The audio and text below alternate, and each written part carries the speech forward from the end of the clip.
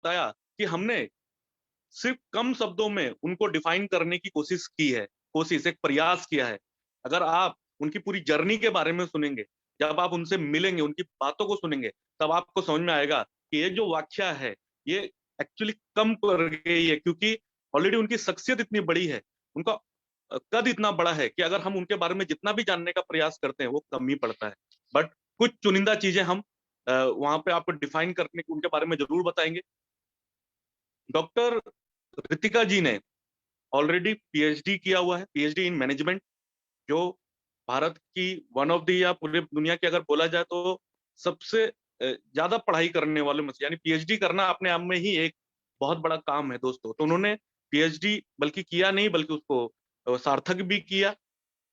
Then वो बहुत सारी वेरियस रेपुटेटेड मैनेजमेंट इंस्टीट्यूशन का हिस्सा है दोस्तों, यानी वो अलग अलग इंस्टीट्यूशंस के साथ जुड़कर उनको ट्रेनिंग करना, उनको वैल्यूबल इंफॉर्मेशन देना। तो ऐसी ऐसी शख्सियत आज हम हमारे प्लेटफॉर्म पे उनको जुड़ी हुई हैं, जो आपने शब्दों से आज हमको अपनी जानकारी देंगी। Doctor Ritika ji UGC NET qualified हैं।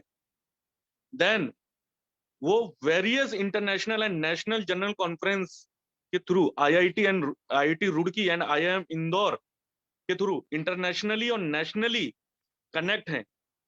तो दोस्तों आज ऐसी बड़ी शख्सियत जो ऑलरेडी नेशनली और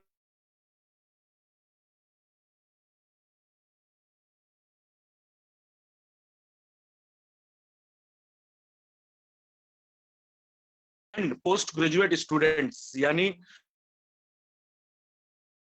graduate and post graduate student दर्शन देना, इसके साथ ही वो प्रोफेशनल्स को ट्रेनिंग के माध्यम से, मैनेजमेंट ट्रेनिंग के माध्यम से जानकारी देना, उनको तैयार करना। She has done certification courses in marketing and management and managing services. उन्होंने सर्टिफिकेशन कोर्स भी किया है, बल्कि उसको कोर्स को किया भी नहीं, बल्कि पूरे मतलब ये है कि आज ऐसे अचीवमेंट्स उनके पास हैं कि जिनके माध्यम से जो हमको जानकारी आज देने वाले हैं, उनको हम अपने जीवन में लेकर कहीं ना कहीं हम भी उनके जैसा बन सकते हैं दोस्तों। दोस्तों और ज्यादा हमसे कनेक्ट होने के लिए आप हमारे एपीएल फेसबुक पेज पे भी आप कनेक्ट हो सकते, जुड़ सकते हैं, और बाद में भी इस सेशन को आप वहां पे ले सकते हैं दोस्तों। तो दोस्तों ज्यादा देर नहीं करते हुए मैं आज ऐसे शख्सियत, आज मैम को मैं इस प्लेटफॉर्म पे आमंत्रित करना चाहूंगा। उनको मैं थैंक यू बोलना चाहूंगा कि उन्होंने आज अपना इतना कीमती टाइम निकाल के आज हमारे स्टूडेंट्स के लिए, हमारे विद्यार्थियों के लिए, हमारे भाई बहनों के लिए आज इस प्लेटफॉर्म पे आके वो आप हम सभी को अपना मार्गदर्शन देंगी। तो लेट्स वेलकम, एक जोरदार तालियों के साथ आज मैडम का स्वागत करते हैं द सक्सेस टॉक में।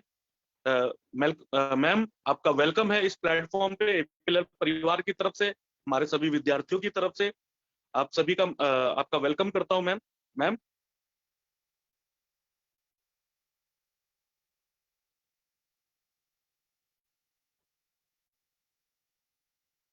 मैम अनम्यूट लीजिए।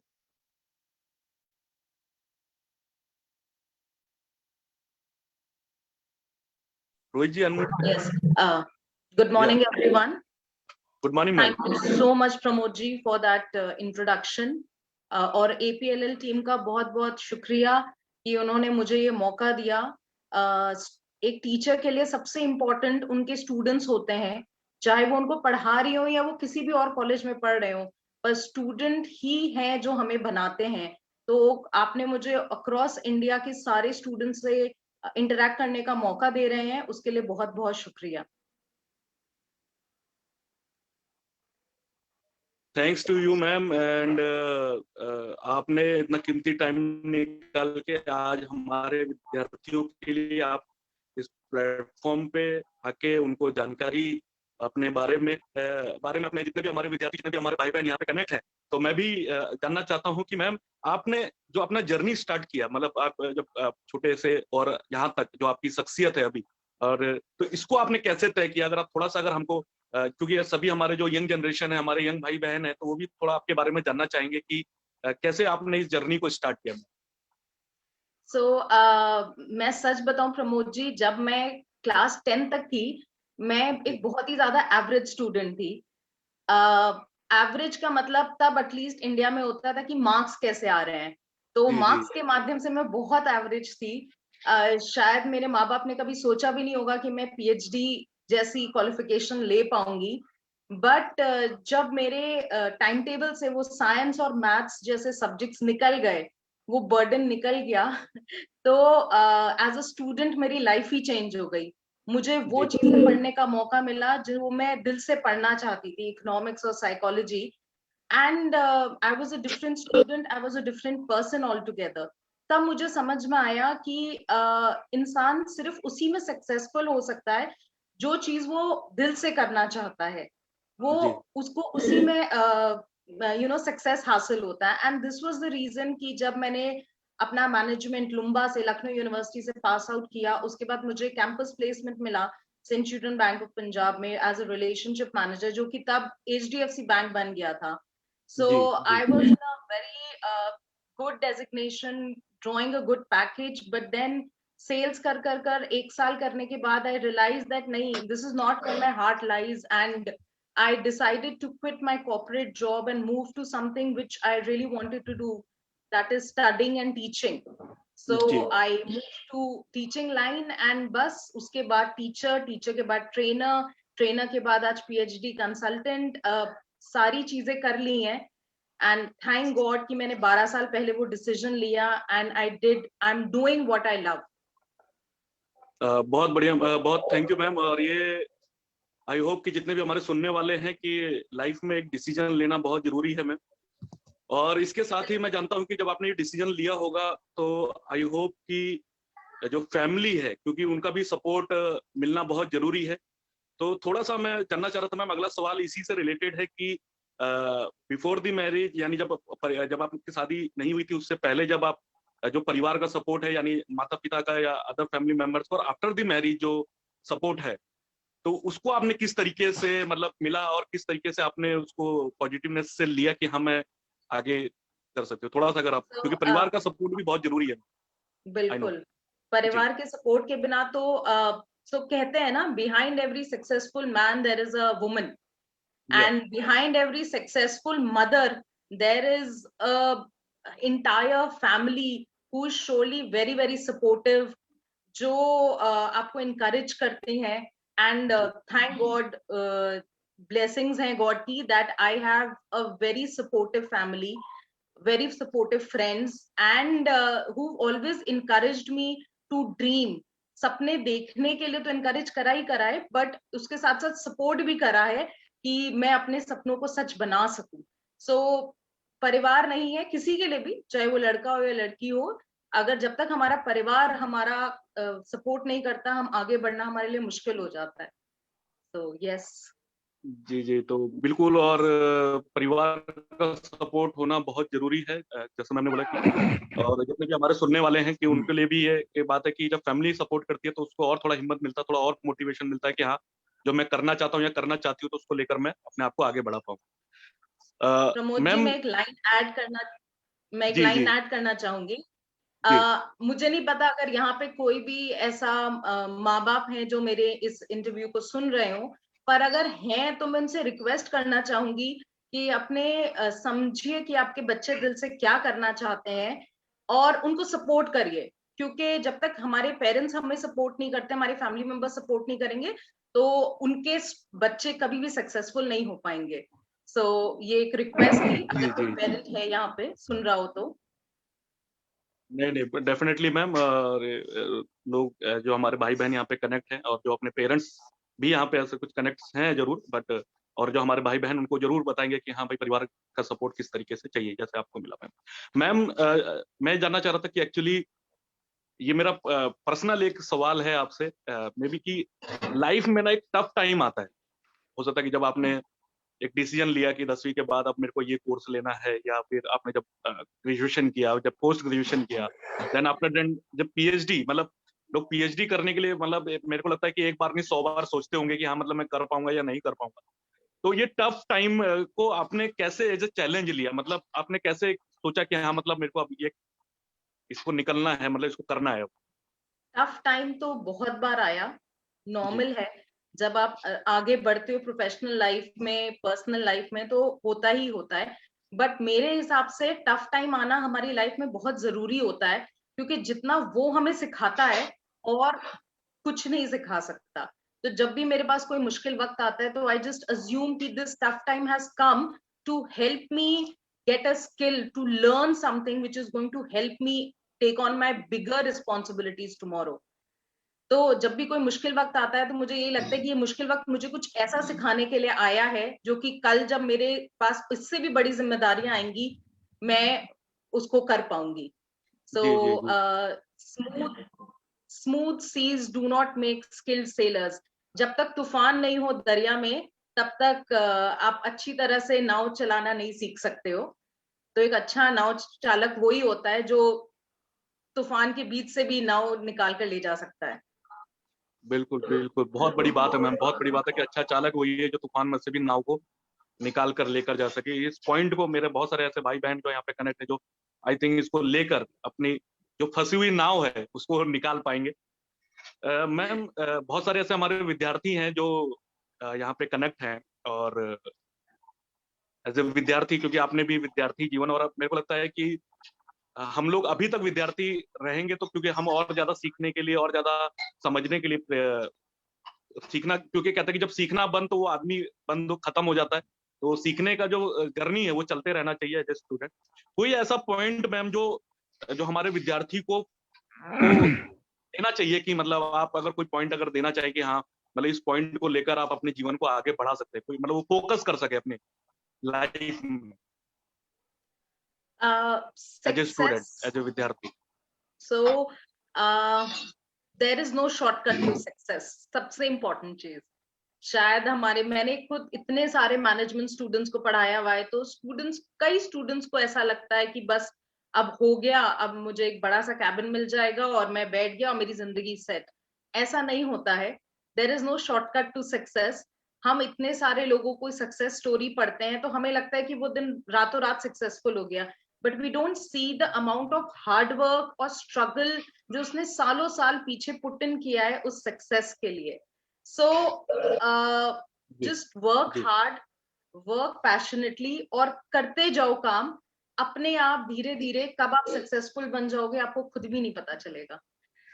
बहुत बड़ी बात है मैम, और कई लोग इस पे ताली भी बजा रहे हैं कि मतलब ये बहुत एक पॉइंट है जो इसको लेकर हम लोग अपनी लाइफ में 100%, और जितने भी हमारे विद्यार्थी हैं वो लेकर चल पाए। मैम, मैम, जहाँ तक मैं जानता हूँ, और मेरे परिवार में भी बेटी है, और जब हम बात करते हैं, क्योंकि अभी देश में Beti Bachao Beti Padhao programme, women empowerment programme, शिक्षा को लेकर कि जब पढ़ेंगी बेटियां तो देश बढ़ेगा, तो इस टाइप से अभी बहुत सारी एक्टिविटीज हैं। बहुत सारी हमारी बहनें भी इस प्लेटफॉर्म से कनेक्ट है ma'am. So as a girl, आप एजुकेशन को कैसे देखती हैं? मतलब कि जो हमारी बहनें हैं, जो आप कैसे प्रेरित करती हैं कि हाँ, मतलब जैसे मैंने यहाँ तक इस जर्नी को सक्सेसफुली कंप्लीट किया है और मैं कर रही हूँ, तो कैसे और हमारी जो बहनें हैं वो कैसे आपको एडमायर करके, या कैसे वो आगे बढ़ पाए? तो थोड़ा सा अगर आप हमारी बहनों के लिए कुछ बोल पाए। सो बहनों के लिए और बहनों के परिवार वालों के लिए खास करके मैं बोलना चाहूंगी कि जब हम एक पुरुष को पढ़ाते जी, हैं, तो हम केवल एक पुरुष को पढ़ाते हैं। पर जब हम एक बेटी को पढ़ाते हैं, एक महिला को पढ़ाते हैं, तो वो महिला पूरे परिवार को पढ़ाती है, पूरी जनरेशन को पढ़ाती है। आप कभी भी अगर अपने अगल बगल देखें, अगर कोई पढ़ी लिखी महिला है, तो उसके बच्चे भी पढ़े लिखे होंगे, उसके भाई बहन भी पढ़े लिखे होंगे। लेकिन ऐसा आप पुरुष के लिए कह पाए, I am not sure. So Napoleon ने कहा नहीं, था नहीं, बात बहुत सही बहुत है। साल पहले, नेपोलियन ने कहा था बहुत बहुत साल पहले कि अगर आप पूरी दुनिया में एजुकेशन लाना चाहते हैं, तो महिलाओं को पढ़ाइए। अगर आप सही पूरी बात है। नेशन को एडुकेट करना चाहते हैं, तो महिलाओं को पढ़ाइए। लेकिन शायद आज तक हिंदुस्तानियों ने वो बात मानी नहीं है। इसके अलावा हम अपने चारों तरफ जेंडर इनइक्वालिटी की बातें करते हैं, कहते हैं कि घर के काम बराबर से बंटे होने चाहिए, बाहर जाने का हक बराबर से होना चाहिए। मैं कहती हूँ ये सब चीजें छोड़ो। बच्चों को पढ़ाने का हक बराबर से दो, दोनों जेंडर को बराबर से पढ़ाओ. If there is right to education and then right to use that education and employment, gender inequality पूरी देश से, पूरी दुनिया से मिट सकती है. बहुत खूबसूरत बात बोली है मैम. हमारे बहुत सारे ऐसे भाई बहन हैं जो इस थॉट प्रोसेस को आगे लेकर जा रहे हैं. इवन हमारी ऑर्गेनाइजेशन का भी पहला मोटिव यही है कि ज्यादा से ज्यादा खास तौर पे जो हमारी बहनें हैं उनको हम लोग आईटी शिक्षित कर सके, उनको एजुकेशन से कनेक्ट कर सके. और जैसा अब ये दौर चल रहा है कि मैम लोग अभी शिक्षा, कैरियर, ऐसी बहुत सारी चीजें अभी लोगों को एज ए स्टूडेंट अगर मैं देखता हूँ कि जब एज ए विद्यार्थी जब मैंने भी आगे अपने को फोकस करना चाहा तो या मेरी बहन ने अपने आप को फोकस करना चाहा तो ऐसे बहुत सारे डिफरेंट आए कि कोई लोग मतलब कि यार आप ये कर लीजिए, आप ये कर लीजिए,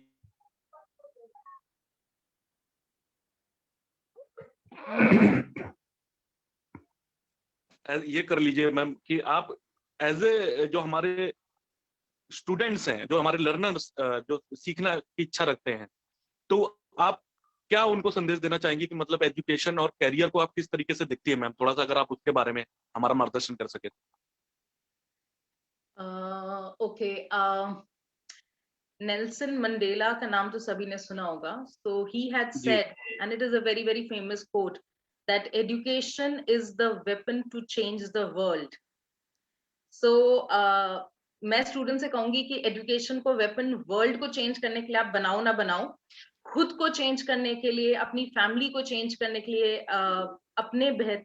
अपनी जिंदगी को बेहतर करने के लिए आपको एजुकेशन ही काम आने वाली है. अगर आप देखें तो हमारी कोई भी फिजिकल एसेट, हमारी शक्ल सूरत, हमारे फाइनेंशियल एसेट्स, ऐसी कोई चीज नहीं है जो आप श्योरिटी से कह सकते हैं कि वो आज है तो वो कल भी रहेगी. कोई चीज नहीं है. पर आपकी जो एजुकेशनल क्वालिफिकेशन है, जो आपकी डिग्री है, जो आपकी नॉलेज है, वो आपसे कोई चुरा नहीं सकता. वो आपके साथ इटर्निटी तक है. सो एजुकेशन से ज्यादा इम्पोर्टेंट कोई चीज नहीं है जो आपकी लाइफ को चेंज कर सकता है, आपकी सोच को बदल सकता है. जी. तो एजुकेशन को हम एज ए करियर किस तरीके से फोकस कर सकते हैं मैम? थोड़ा सा अगर आप डिस्कस, जैसे आपने एजुकेशन लिया, आपने एजुकेशन इन द सेंस कि जैसे पर्टिकुलर की शिक्षा को आज कई लोग सिर्फ मल्टीपल फोकस से देख रहे हैं कि अच्छा ठीक है, मेरे को ये समझ में नहीं आ रहा तो मैंने ये कर लिया, मैं आर्ट्स का स्टूडेंट हूँ बट मैं कुछ और कर रहा हूँ, मैं साइंस का स्टूडेंट हूँ तो मैं कुछ और कर रहा हूँ, या आईटी एजुकेशन, या जैसे ग्रेजुएशन फिर मैं छोड़ देता हूँ, ड्रॉप आउट हो जाता हूँ, फिर मैं पोस्ट ग्रेजुएशन करता हूँ. मैं उस हिसाब से मैं बोलना चाहता हूँ. नहीं, तो आप ये जानना चाहते हैं कि आज के टाइम पे कौन से करियर ऑप्शन स्टूडेंट्स के लिए सूटेबल रहेंगे?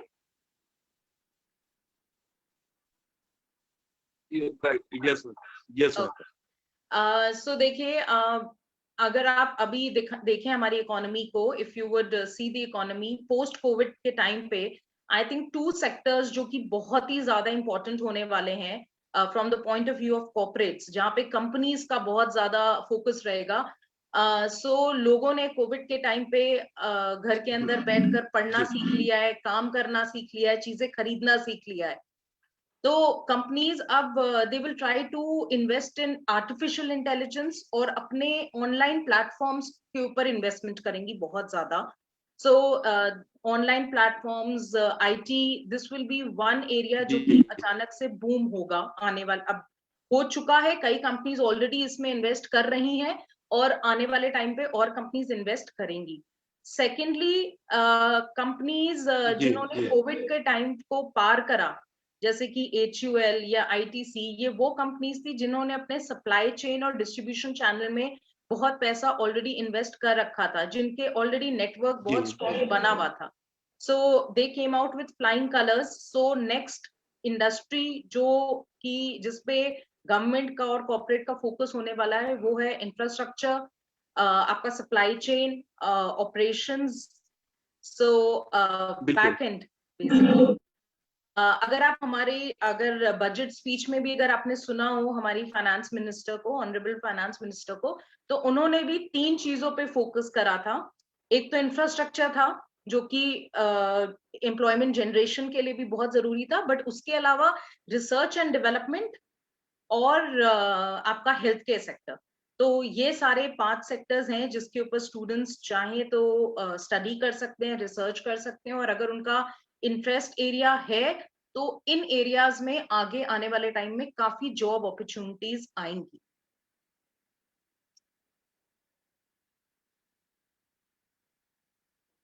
प्रमोद जी। विपुल सर एक बार आप देख लीजिए, प्रमोद सर का नेटवर्क से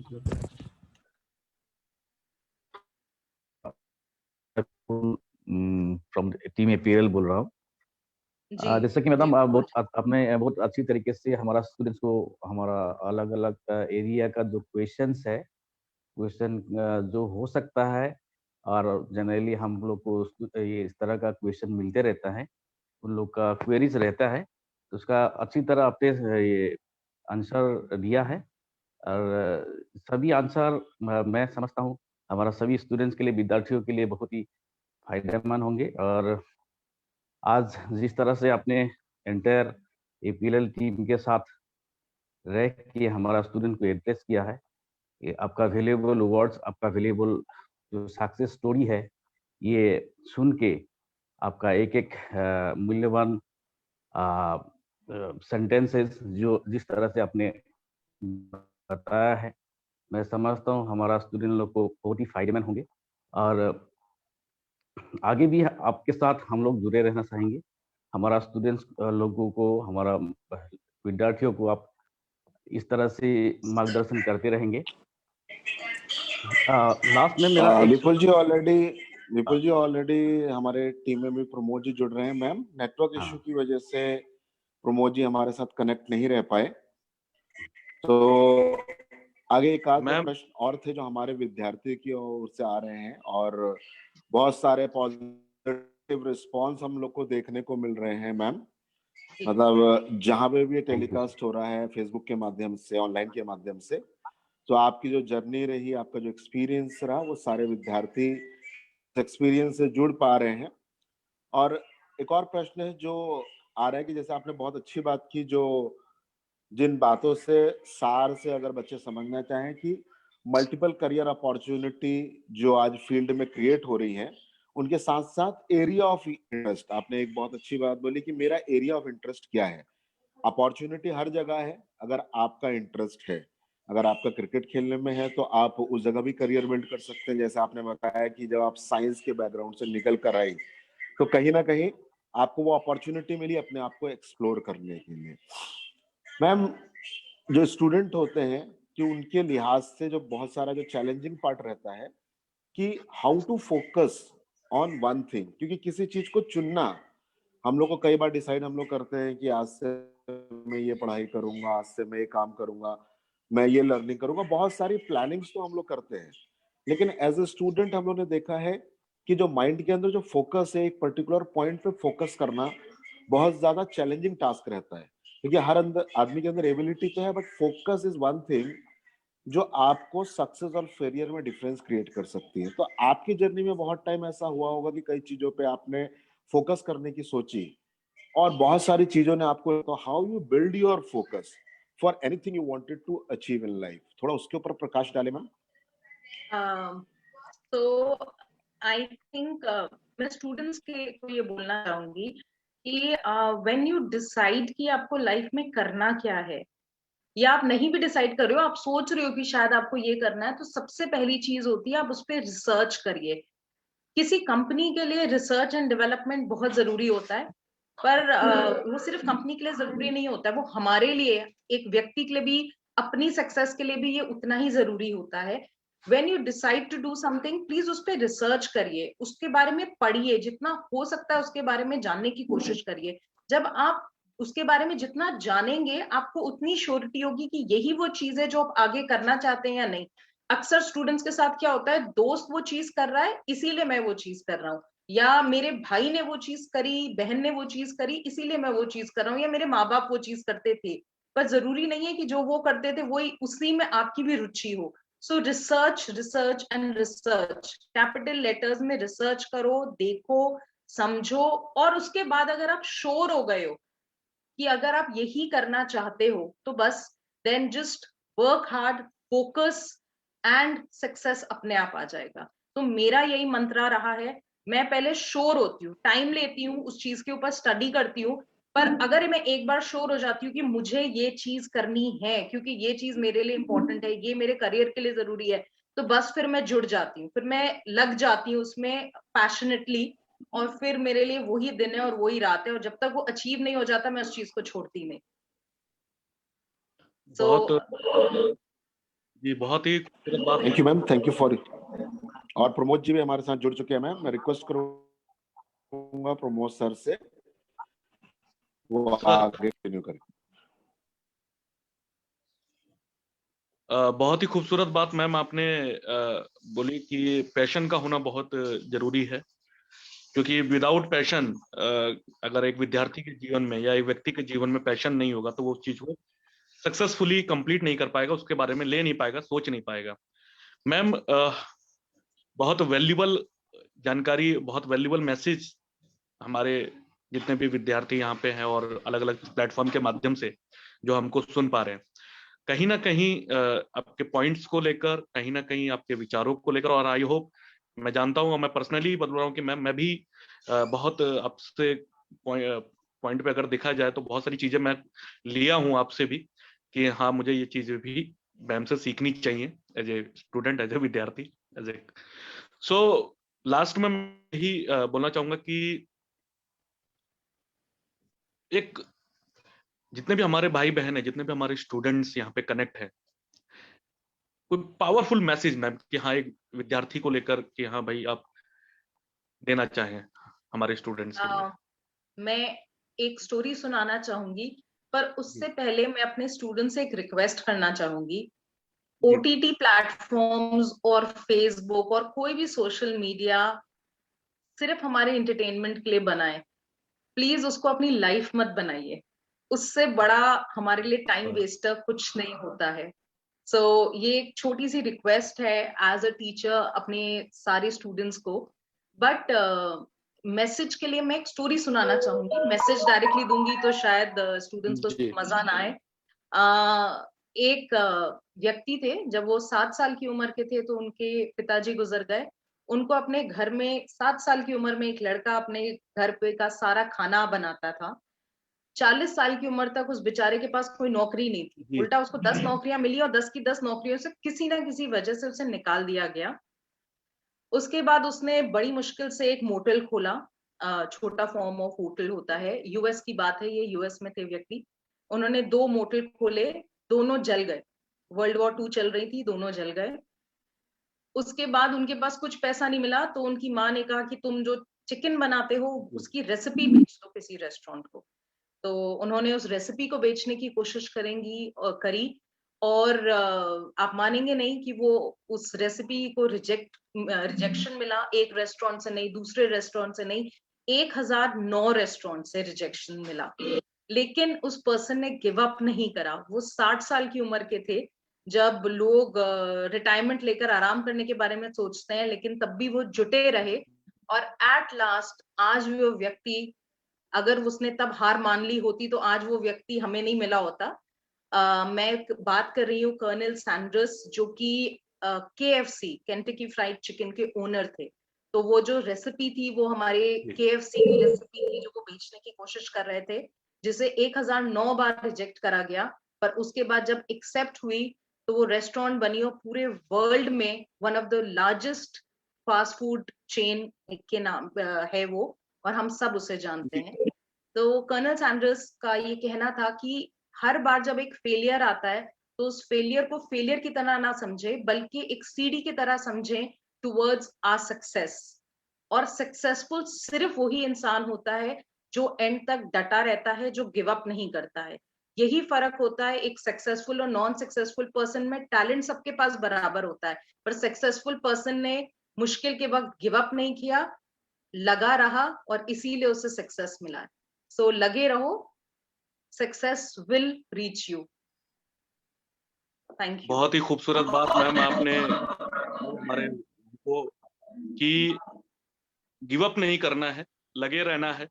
सक्सेस हो सकता है कि आज मैं ये प्रयास छोड़ रहा हूँ, हो सकता है कि इसी प्रयास के बाद आपको सफलता इंतजार कर रही हो। तो बिल्कुल जैसा मैम ने भी बोला एक स्टोरी के माध्यम से कि लाइफ में चैलेंजेस चलते रहेंगे, बट आपको गिव अप नहीं करना है। अपनी सोच को, अपने हार्डवर्क को, अपने डेडिकेशन को, अपने पैशन को लेकर काम करना है। मार्केट में चाह रहे जो भी आपका पैशन है, उस पैशन को आपको छोड़ना नहीं जब तक वो आपको हासिल ना हो जाए। और हम लोग बहुत लकी है मैम कि आज आप हमारे बीच में उपस्थित हुए और आपने इतना बढ़िया जानकारी, मार्गदर्शन हमारे विद्यार्थियों के लिए, हमारे भाई बहनों के लिए दिया। और आई होप कि मैं जानता हूं कि हमारे बहुत सारे भाई इंक्लूडिंग मी कि इसको हम लोग ग्रहण करेंगे, इसको हम लोग लेंगे और अपने जीवन में हम लोग सफलता की ओर बढ़ेंगे। थैंक यू मैम, इस परिवार का Thank you. हिस्सा बनने के लिए, इस परिवार में आने के लिए। और मैं सभी विद्यार्थियों की तरफ से, सभी APLL परिवार की तरफ से अगेन मैं आपको थैंक यू बोलूंगा। Thank you ma'am. Thank you APLL team, thank you so much. Thank you ma'am. जी, थैंक यू।